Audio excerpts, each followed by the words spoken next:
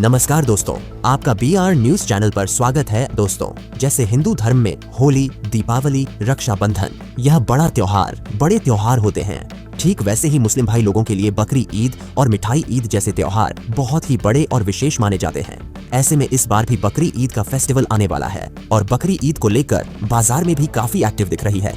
प्रार्थना और कुर्बानियों को लेकर अलग अलग राज्यों ने और प्रशासन ने नई दिशाएं, नए नियम भी जारी किए हैं। तो आइए देखते हैं कि इस साल की अंतिम बकरी ईद 2026 के लिए सरकार की ओर से क्या क्या नए नियम लागू किए गए हैं। तो देखिए 10 बड़े अपडेट। तारीख, इस बार बकरी ईद के त्योहार को लेकर क्या रहेगी। अलग अलग राज्यों में बकरी ईद के लिए बकरे के बाजार में सजने लगे। पहला अपडेट देखें। कुर्बानी की फोटो सोशल मीडिया पर नाता की अपील की सभी राज्यों और प्रशासन ने, और बकरी ईद 2026 की तारीख को लेकर भी सस्पेंस खत्म हो गई।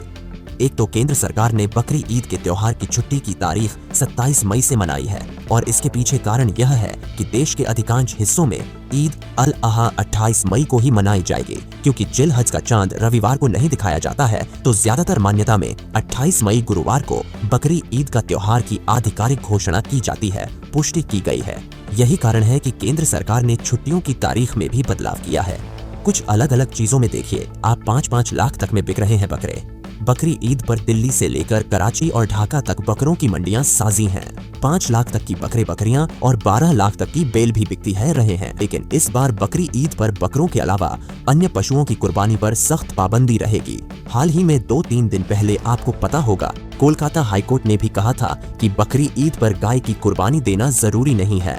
पश्चिम बंगाल में सरकार द्वारा जारी पशुवध नोटिस पर कोलकाता हाईकोर्ट ने रोक लगाने से इनकार कर दिया।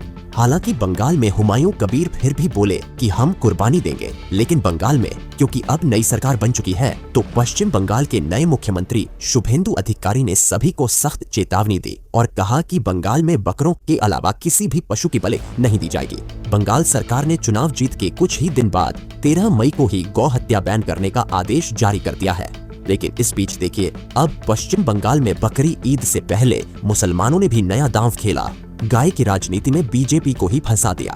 बात कुछ यूं है कि बंगाल के शुभेंदु अधिकारी ने बकरी ईद पर गायों की कुर्बानी पर रोक लगाने का आदेश तो दे दिया, क्योंकि ईद उल अहा के दौरान पशु व नियमों में छूट को लेकर चल रही बहस के बीच पश्चिम बंगाल सरकार पर कोलकाता हाईकोर्ट ने भी टिप्पणी की है और हाईकोर्ट ने भी बंगाल सरकार के पक्ष में ही बयान दिया है। तो इसके बाद राजनीतिक बयानबाजी काफी तेज हो गई।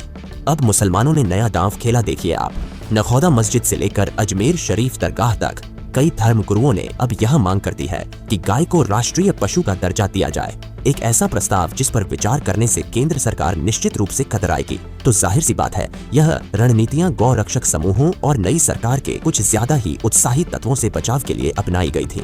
तो अभी बंगाल में मुसलमानों ने यह बयान दिया है कि हम गाय की बलि देंगे, लेकिन गाय को राष्ट्रीय पशु घोषित करे सरकार। ऐसा कुछ अलग अलग बयानबाजी भी चल रही है। देखिए, दिलीप घोष ने कहा कि भारत में रहने वाला हर व्यक्ति संस्कृति को समझता है। जिस प्रकार नदियों में गंगा नदी को विशेष दर्जा प्राप्त है गंगा माँ का, उसी तरह पशुओं में भी गाय को विशेष स्थान प्राप्त है। हर भारतीय को इसका सम्मान करना चाहिए। जो लोग इसकी भावना को नहीं मानते, उनके साथ कानून के अनुसार निपटा जाएगा। और गाय के बलि के मुद्दे पर ही इकबाल अंसारी का कहना है कि अगर हमारा हिंदू पड़ोसी गाय को गौ माता कहता है, तो हमारा भी यह फर्ज बनता है कि हम भी गाय का उसी तरह से सम्मान करें। उनका यह कहना है कि क्योंकि अल्लाह पैगंबर ने भी इसके वध की मनाही की है। अल्लाह के रसूल ने मना किया है। गाय का दूध फायदेमंद है, घी दवा की तरह है। तो हमारी गुजारिश है कि सभी गाय का सम्मान करें।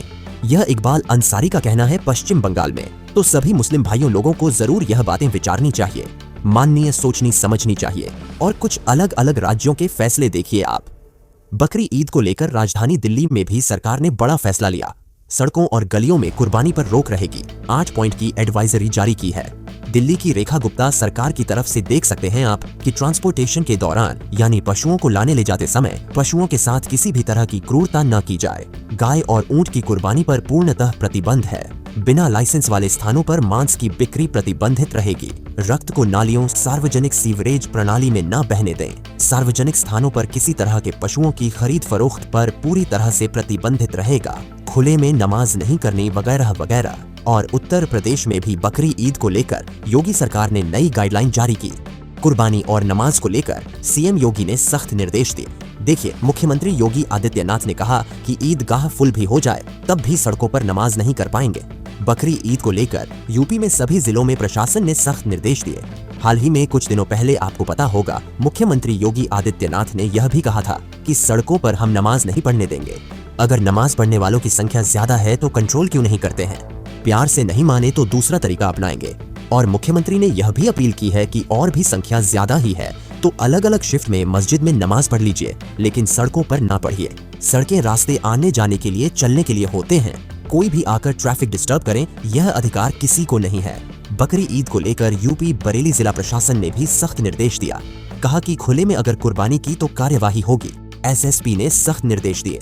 बिहार में भी कटिहार समेत सभी जिलों में पुलिस हाई अलर्ट मोड पर है।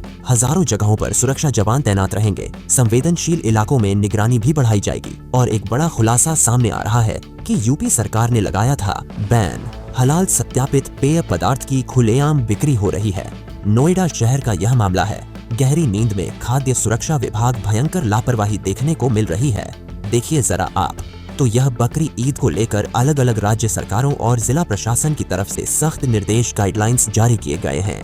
कानून के मुताबिक हम सभी को भारतीय नागरिक होने के नाते इनका पालन करना चाहिए। और बाकी आप कौन से राज्य में, कौन से जिले में रहते हैं?